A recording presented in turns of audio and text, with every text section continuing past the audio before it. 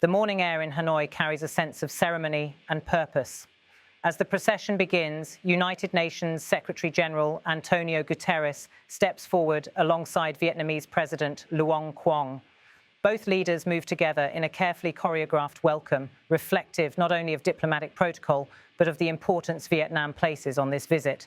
Military honours unfold before them, the honour guard standing in formation, marking this as a moment of state significance.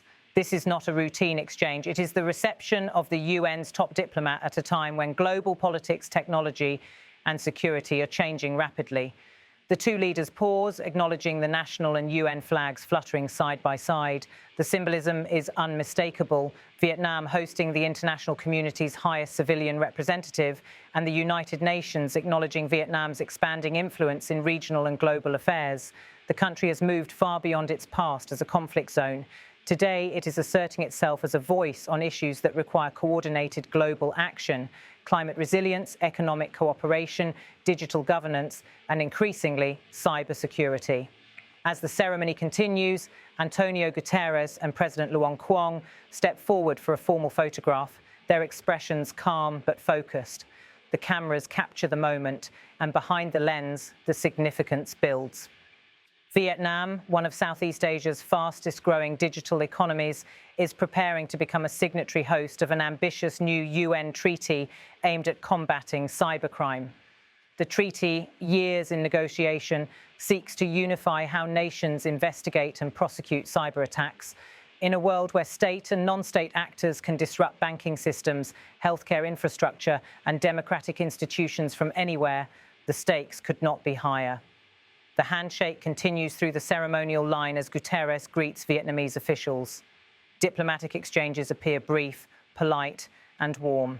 Vietnam's government sees this treaty not merely as a symbolic gesture, but as a strategic tool. The nation has seen firsthand how cyber threats are shifting. The growth of online marketplaces, digital banking, and electronic government systems has made cyber governance a national priority. For Vietnam, international cooperation is not optional, it is essential. The camera widens to reveal the full welcoming ceremony. The military band stands poised, flags wave in orchestrated rhythm, and the soundscape of ceremony fills the space. Yet what transforms this display into something meaningful is the presence of children waving both Vietnamese and United Nations flags. Their participation signals the generational stakes of what is being discussed. The future of the internet, digital rights, security and trust is not abstract. It will shape the world they inherit. President Luong Cuong waits with composure before the start of the formal meeting. Around him, officials from various ministries stand in place, representing trade, digital security, foreign relations and national development. They understand that Vietnam's position today is unique. It is a country balancing historic relationships, modern economic ambitions, and rising expectations from both regional partners and global institutions. Delegations from the United Nations stand alongside them. The exchange of presence alone is diplomatic language. It signals cooperation, respect and recognition of Vietnam's role in shaping regional frameworks. As the two groups prepare to move indoors, the shared focus becomes clear: how to govern a world connected by networks that are powerful, fragile and deeply vulnerable. The flags of Vietnam and the UN are shown prominently, red and blue, identity and multilateralism. The visuals reinforce the narrative. Vietnam is hosting not only a leader, but an institution built on the promise that nations can address shared problems through shared solutions. As Antonio Guterres and President Luong Cuong walk side by side toward the meeting chamber, their discussion begins even before they sit. Conversations like these are rarely about speeches. They are about negotiating priorities, aligning areas of cooperation, and acknowledging where world politics must find common ground. Vietnam has increasingly emphasized sovereignty in cyberspace, data localization, and digital infrastructure security.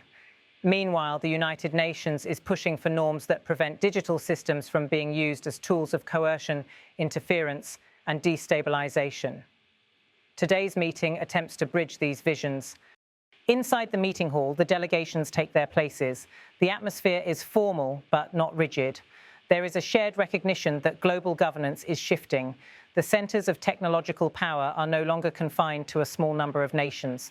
Southeast Asia is rising, economically, strategically, and digitally. Vietnam, with its young population and rapidly growing tech sector, is at the center of that rise. Antonio Guterres speaks first.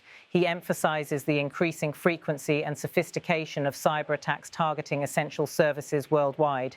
He reminds the delegation that cybercrime is no longer confined to financial theft or data breaches. It now affects hospitals, power grids, transportation systems, and public health infrastructures. The damage is not only economic, it is social and humanitarian.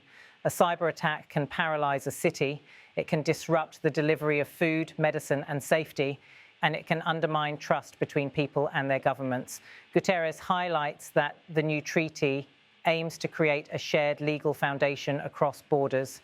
Without such cooperation, cybercriminals operate in the gaps between jurisdictions, exploiting legal differences and enforcement limitations.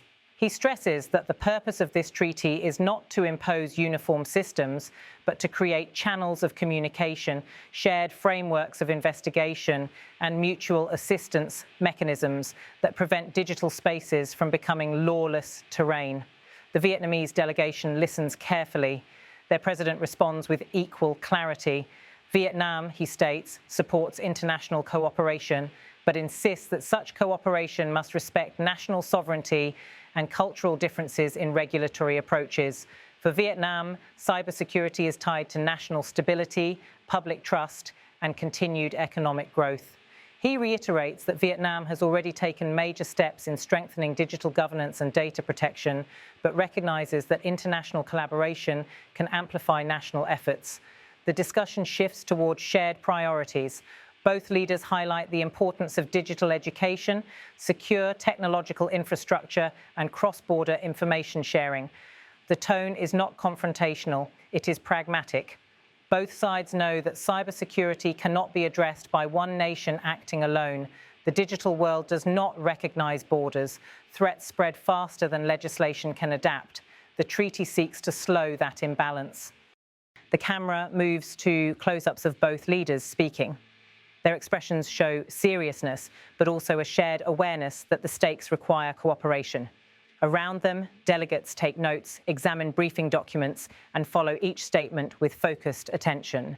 The meeting is part ceremony, part negotiation, part commitment to shaping norms that will govern the digital age. The flags appear once again, the United Nations flag representing collective responsibility, and the Vietnamese flag representing national sovereignty and identity. Side by side, they suggest that cooperation does not erase differences. It respects them while seeking solutions that benefit all. As the meeting continues, broader themes emerge. The conversation touches on climate cooperation, global peacekeeping roles, sustainable economic development, and regional diplomacy. Vietnam has positioned itself as a stabilizing actor in Southeast Asia's complex strategic environment. It has managed relations with major global powers while maintaining independence in its foreign policy. The UN acknowledges that Vietnam's experience offers valuable insight in times where conflicts are layered with digital operations and information influence strategies. Antonio Guterres points out that the internet has become a domain of competition among states, corporations, and private groups. Without shared agreements on how cyberspace is used, global security becomes fragmented. The new treaty aims to create the beginnings of a shared foundation, one that future generations can build upon. Meanwhile, Vietnam outlines how its economic development depends on secure digital systems. Foreign investment, manufacturing modernization, smart city projects, and public digital services all require trust and data protection. Vietnam is not just regulating cyberspace, it is building an economy that relies on it. As the meeting transitions toward closing statements, both leaders reaffirm the symbolism of this visit. A treaty signing in Hanoi signals that global governance is no longer defined only in Western capitals or traditional power centers. It reflects a world where multiple regions contribute to shaping collective rules.